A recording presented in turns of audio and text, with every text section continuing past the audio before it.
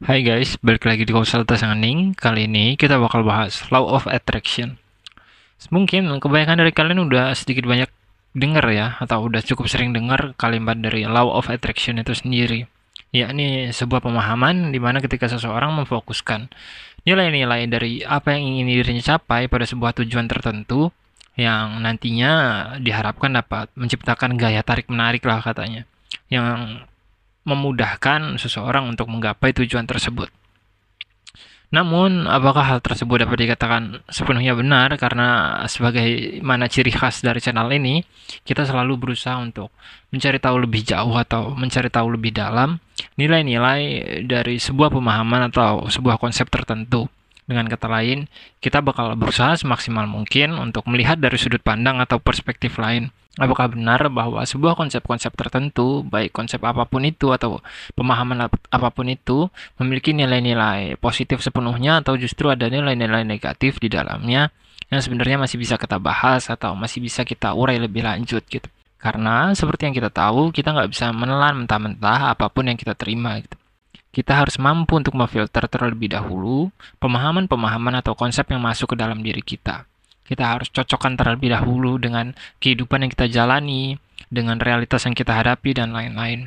Oleh sebab itu, kali ini kita bakal bahas dimensi-dimensi lain yang mungkin jarang dibahas mengenai Law of Attraction. Pemahaman tentang LOA atau Law of Attraction sendiri cukup booming belakangan di Indonesia, yang mana katanya nilai-nilai di dalamnya dikatakan mampu untuk membawa seseorang untuk mencapai impian-impian dan harapan yang dimilikinya. Tapi apakah benar seperti itu? Well, pada dasarnya semua nggak semudah itu gitu. Karena kalau kita membentuk sebuah rumus bahwa apa yang kita inginkan adalah apa yang kita tuju gitu, ya itu adalah sebuah frasa atau sebuah kalimat atau sebuah pemahaman yang cukup sederhana gitu, nggak perlu istilah-istilah law of attraction dan lain-lain gitu. Bahkan anak SD pun tahu kalau kita mau menggapai sebuah hal ya kita harus berusaha untuk menggapai tujuan tersebut. Kita harus berusaha untuk memfokuskan dirinya terhadap hal tersebut gitu. Tapi mungkin bedanya di law of attraction adalah fokus yang diberikan adalah fokus secara maksimal gitu, fokus secara nyata atau fokus secara aktivitas-aktivitas baik yang besar maupun kecil hingga menjerumus pada tujuan-tujuan tersebut.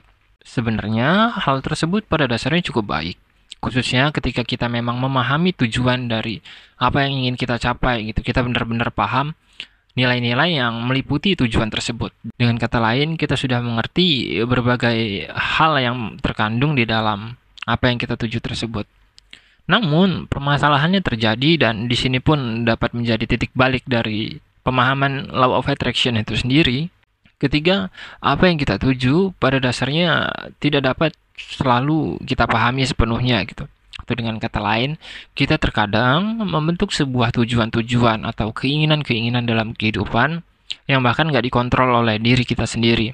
Kita hanya dapat dikatakan terbawa oleh emosi atau terbawa oleh hal-hal yang mungkin tidak kita kendalikan sendiri, hingga kita menggantungkan sebuah keinginan atau kita menggantungkan sebuah harapan pada sebuah nilai yang mungkin pada dasarnya bahkan dapat menghasilkan hal-hal buruk juga terhadap diri kita.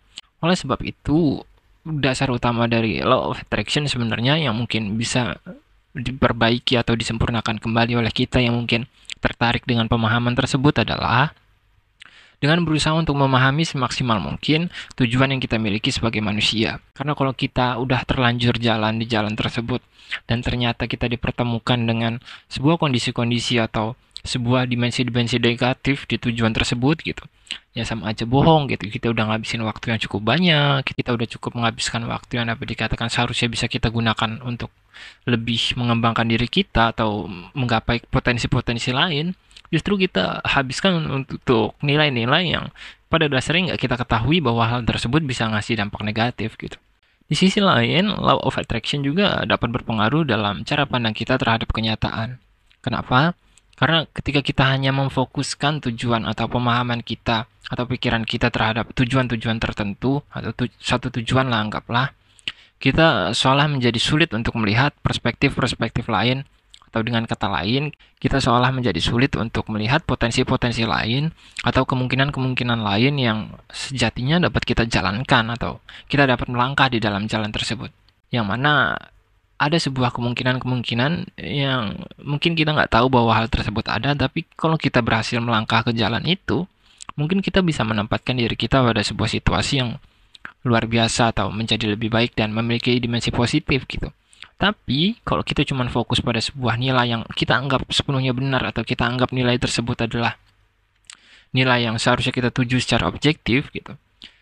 Di satu sisi nilai tersebut belum tentu baik sepenuhnya, di sisi lain kita jadi kehilangan fokus akan kemungkinan-kemungkinan lain yang sebenarnya mungkin bisa kita gapai dan memiliki nilai positif yang lebih tinggi daripada apa yang kita fokuskan. Itulah mengapa Law of Attraction sendiri masih memiliki berbagai hal atau berbagai dimensi yang masih bisa kita didiskusikan ulang atau masih bisa kita bicarakan ulang, khususnya ketika tujuan-tujuan tersebut, khususnya ketika pemikiran-pemikiran manusia itu nggak sesederhana apa yang kita inginkan atau apa yang kita harapkan gitu. Karena balik lagi, kalau kita mengharapkan sesuatu atau kita menginginkan sesuatu dan kita ingin menuju sesuatu, tentu kita harus mengaitkan hal tersebut dengan kenyataan yang kita hadapi, di mana di dalamnya ada berbagai kompleksitas, ada berbagai kerumitan, dan kemungkinan-kemungkinan yang dapat membelokkan apa yang sebelumnya kita inginkan. Sebenarnya menempatkan sebuah satu tujuan secara khusus atau secara spesifik itu bukan sesuatu yang buruk gitu. Tapi kita harus benar-benar paham dulu tujuan itu seperti apa gitu. Jangan dikarenakan pemahaman kita terhadap law of attraction tersebut, kita menempatkan sebuah tujuan yang kita anggap benar padahal tujuan tersebut bisa sangat amat rapuh atau bisa sangat amat kita bicarakan ulang apakah benar atau enggak tujuan itu gitu. Jadi untuk kalian yang mungkin menggenggam konsep law of attraction, ya sekali lagi saya ingatkan nggak ada salahnya untuk menggenggam konsep tersebut gitu. Tapi akan lebih bijak, akan lebih baik jika kalian juga dibarengi oleh sebuah pemahaman bahwa realitas kalian ini kompleks gitu. Bahwa kalian harus juga benar-benar paham bahwa kenyataan yang kalian hadapi itu benar-benar nggak segampang keinginan dan harapan kalian gitu. Karena seperti yang kita tahu, nggak semua hal yang kita inginkan itu dapat dengan mudah terwujud. Hanya dikarenakan kita fokus terhadap sebuah hal bukan berarti hal tersebut baik. Di sisi lain, bukan berarti hal tersebut dapat dengan mudah terwujud. Di sisi lain lagi, kita bisa dipertemukan dengan kemungkinan-kemungkinan yang mungkin kita lewatkan, padahal kemungkinan tersebut memiliki dampak positif gitu. Sekian Konsultas Ning, sampai jumpa.